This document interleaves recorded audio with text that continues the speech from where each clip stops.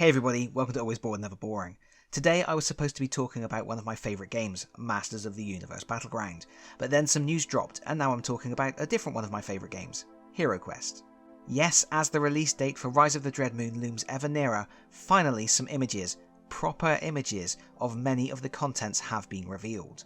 The game has gone up for pre-order in more locations and on more sites, including Hasbro Pulse, and we have lots more information about what to expect for our money.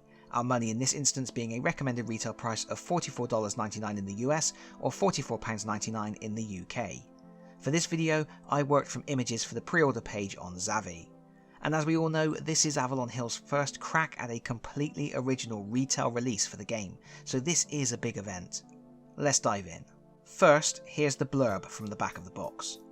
The chilling night of the Dreadmoon is approaching. Cold metallic moonlight casts an eerie glow over Elethorn in this HeroQuest expansion that continues the dramatic story of treachery and civil unrest within the Elven Kingdom. At a time when Elethorn should be enjoying peace following the safe return of Princess Melandriel, Zargon's fiendish agents run amok, led by the traitorous Surragnar. Playing as one of HeroQuest's brave heroes, you must seek the aid of the Cadre of the Raven's Veil and finally free Elethorn from Zargon's vile clutches. And be wary, heroes, for Zargon's forces grow ever stronger with the rise of the Dreadmoon. This blurb basically confirms a lot of what we already knew, or thought we knew. Surragnar is involved and is a bad guy now, which is Avalon Hill picking at a story thread from the old European version of HeroQuest, something I have talked about in length previously. Furthermore, the story does pick up directly from where Mage of the Mirror left off. But there is something quite interesting about this text, something interesting by omission actually. For a long time we have known that this quest pack would include a new playable character, the Knight. The assumption was, for me at least, this was effectively going to be the Knight quest pack, like Frozen Horror was the Barbarian quest pack and Mage of the Mirror was the Elf quest pack. But the Mage of the Mirror made it clear the Elf was the main character, and the Frozen Horror did the same for the Barbarian. In both cases the back of the box said you will take on the role of this particular adventurer. Yet here, for Dreadmoon, there is no mention of the Knight at all. It doesn't mention playing as the Knight, it only mentions playing as one of HeroQuest's brave heroes. There is nothing here to suggest a personal quest, no hint of solo missions for a Knight to undertake. At first glance you would think there isn't even a new playable character in this box at all. And while I may be off track here, I think the reason for that is because the Knight is Surragnar. We'll get to more of that in a moment. First, let's go through the contents list. We have a new 10 quest adventure book. I'm assuming that's going to be 10 group quests, no solo outings. There are 29 finely detailed miniatures, 2 mirror stands, 58 cards and a punch board of tiles and tokens, 2 of which are mirrors for the aforementioned stands. That means there are no new dice and there's no new character pad. The miniatures are interesting. First of all, we get one each of the 4 different enemy elf sculpts from Mage of the Mirror. That's 2 with bows and 2 with swords. While it's a little disappointing to see the same sculpt turning up here that we saw in the previous expansion, it's not surprising. It was clear this expansion was going to be about fighting elves, and while the expansion says you need HeroQuest to play, it doesn't say you need Mage of the Mirror. That being the case, it's reasonable to expect to see regular elf units in the box, even if owners of Mage of the Mirror probably don't need them. But we do get some new elves too. We get 2 of the same sculpt of an armoured elf, which looks like a superb miniature, and then we get 2 of the same sculpt of what appears to be an elf rogue or assassin. There are also 4 identical cultists, clearly preparing an unnatural ceremony for when the Dreadmoon rises. These new enemies suggest the possibility of some interesting new abilities for heroes to deal with. I would expect the rogue elves to be able to move through the heroes, and the cultists must surely have some magical abilities. Next we have the 3 spectres we already knew we were getting. I've done a video on them already and they definitely do have cool abilities like phasing through walls and using the Channel Dread magical attack. Then we have a large spectral entity that appears to cover 2 spaces. And like the spectres, it's cast in translucent plastic. It's clearly the big floating head from the cover artwork.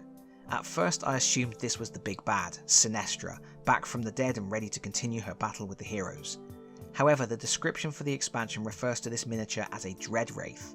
So while it may be linked to Sinestra's soul in some way, or a manifestation of her evil, I think this is just a big scary enemy, not the big scary enemy.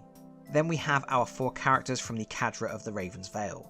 There is definitely only one of each, and while that does hint at the promise that they might be unique NPCs with their own characters and stories, a glimpse at one of the cards for these characters, which I will get to momentarily, does seem to suggest they're just going to be hired mercs. We are also getting a few more items of elvish furniture to round out the stuff from Mage of the Mirror, which is nice. I complained previously that the elvish furniture was just more of what we already had in the core game, just with some twiddly designs. And while that is true for some of the furniture here as well, we do get a few new things. There is an elvish cupboard, a table, a sorcerer's table, and then an iron and wooden door, which have become like the HeroQuest expansion mascots at this point. Then we get something that looks tantalisingly like a casket of souls with a clear plastic insert. I foresee a mission to close that to weaken or defeat all the spirits roaming through these new dungeons. Then there are two statues which are really nice. I wonder if they're supposed to represent the Rogue Heir before they went rogue. The final miniature is the Knight character in classic Hero Red. And at this point, you may have noticed a considerable omission from this list of plastic goodness. There's no Surragnar. I see three potential reasons why that might be, but for me, only one of them makes much sense. Scenario 1, you will be expected to proxy Surragnar as you had to proxy named characters in earlier expansions. I would rule this idea out instantly.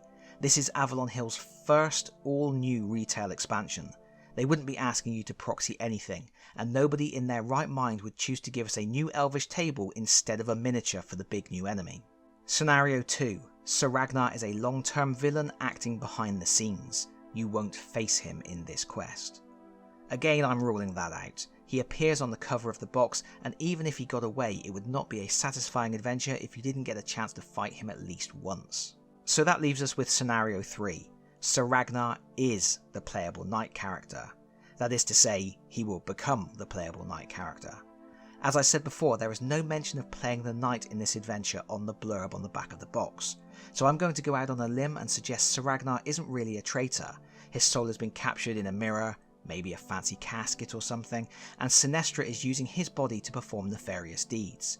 You won't play as a knight in this adventure, but when you save Ragnar, you unlock the knight as a playable character as he chooses to join the heroes. Of course, that would be the narrative as you play through this campaign. There would be nothing stopping you playing as the knight in your homebrew games, or even in other quest packs. There would also be nothing stopping you using the Commander of the Guardian Knights hero in Rise of the Dreadmoon if you were lucky enough to have one. But, as the billy goat might say, there is a spanner with which to smash this little working theory of mine. In the description of the expansion on the Hasbro Pulse website, and indeed in the product description on the Xavi pre-order page, there is an extra line of text that doesn't appear in the blurb on the back of the box. It says, "As a brave knight, you are challenged to finally free Elethorn from the clutches of Zargon. Embark on dangerous quests as you seek the aid of the Cadre of the Raven's Veil to help stop Zargon's forces of dread from destroying the kingdom. Navigate through a dark labyrinth of waterways, an underground city, and more perilous locations." So, is that even the same expansion? I'm at a loss. I feel like I have to lean more towards the way the box presents the game than the way a product description on the website presents it. Perhaps, just perhaps, and now I'm really swinging, the campaign starts with a series of solo adventures for Surragnar. At the end of those quests he is imprisoned and turned to evil. You then play the group quest to find and save him, so he can once again fight for good. Whatever the reason, I do feel like Surragnar is going to be presented in-game using the Knight miniature, and the Knight isn't intended to be part of the heroic group that faces him. But really, this is a bit of a head-scratcher at the moment. I just feel that, from the story perspective, the playable Knight character is a reward, not a gift. Moving on, we get a glimpse at a few different cards, some of which we have already seen, such as the Channel Dread spell and the Elven Archer. There's an alchemy deck for crafting potions rather than buying them, and there's a new treasure card related to this concept, the Mysterious Flower. You can eat the flower to regain 1 body point, or you can use it to craft a potion of dexterity or defense. We have a new piece of one-use equipment we can buy, caltrops. They cost 100 gold pieces, and the expansion includes some cardboard tokens to represent them on the board. As you are moving, you can drop the caltrops in a space you move through. A creature standing on caltrops rolls a dice, and if they roll a skull or black shield, they must stop moving immediately. If a creature ends their turn on the caltrops, the token is removed from the board. The expansion also has some new artifacts, one of which is the Raven's Talon. I would assume this is a special item from the Cadre of the Raven's Veil. It's a dagger that lets you roll 2 dice, and on your turn you can re-roll any 1 attack dice that lands on a black shield. Nice item, especially for the Rogue Heir. But this card highlights a bugbear I have with HeroQuest, and something I was hoping Avalon Hill were going to address going forwards: the sloppy formatting of cards. For example, the wording on other weapons is, "This weapon gives you the attack strength of X combat dice." But this dagger says, "When using this dagger, roll 2 attack dice." It could be argued that this wording means that you are only ever rolling 2 dice when using this weapon, and cannot benefit from any skills, spells, or potions that would increase your attack strength. I don't think that's the case, but the different wording could be used to defend that interpretation. I would love to see some more consistency in the wording and the formatting so that all the cards have the same text layout and the possibility of grey areas is minimised. But moving on, we get a nice clear look at the new art for the Knight's shield block ability. And finally we get to see a card for one of the Cadre of the Raven's Veil. And I think I'm disappointed. I don't know I'm disappointed because we still don't know how these characters are going to be integrated into the adventure, but I am disappointed in potential. The idea of 4 unique NPCs from a covert organisation filled me with excitement for what they might do. I had visions of a rival team of heroes, another faction on the side of good, but who might clash with our heroes based on their differing ideologies. A team of anti-heroes maybe. They want to kill Surragnar, but our heroes want to save him. There's friction, they fight, maybe the Cadre throws the heroes under the bus, leading them into traps, but they eventually realise they should work together. There is so much potential in that idea, and the possibility of fighting a highly skilled team, just as deadly as the heroes, could have added a new sort of threat to the tried and true HeroQuest format. Alas, the cards for the Cadre are labelled as mercenaries, and the one card we have seen simply shows a character called Striker. I mean, that may be her name or maybe it's her role, who can be hired on a per quest basis. I do expect to see missions in the quest book where you have to go out and find these mercenaries in the first instance, but I think once you have found them, they will just be characters that you can employ if you have the money to do so. Looking at this Striker character, despite having 2 hand axes and looking like a badass, she has the same stats as the swordsman merc from Frozen Horror. She has no special abilities listed on her card, and she has the same fee of 100 gold coins. From the looks of it, this is no exciting new NPC. This isn't an anti-hero who is going to have her own story beats that integrate into a rich narrative. This is a reskin of the swordsman merc. And I sure hope I'm wrong about that, because that is so much wasted potential of a really good idea. Almost as much wasted potential as an expansion called Rise of the Dreadmoon that doesn't have any werewolves in it. But okay, let's not dwell on that. The expansion may yet surprise me, and I do have a few more things to talk about. Dreadmoon includes 1 new punchboard of tokens and tiles. I said for Mage of the Mirror I really wanted some overlays for outside locations to make the dungeons feel more like an elven environment. Looks like we are finally getting... 1. A new overlay for a courtyard. There may be something on the reverse of it, don't know. The new tokens hold the promise of something interesting. There are tokens for each member of the Raven's Veil, plus at least 1 extra NPC. There are tokens with masks on them, which may be presented to heroes as they become members of the Cadre, or which alternatively could be used to obscure the true position of those elvish assassin enemies on the board, or maybe even the Cadre members themselves. There also appears to be sun and moon tokens of some kind. As the overall campaign is about civil unrest, these could potentially be used to track support for the Queen and Sinestra, giving the heroes something else to worry about besides cracking skulls. Then again, these could be used to track some nefarious activities for those cultists. But at this point I think I've probably spent far too long dissecting what we have in these images. I'm sure over the next few days or weeks, Avalon Hill will trickle out some more information, but I think there's more than enough information here for people to know whether this is going to be an expansion they need.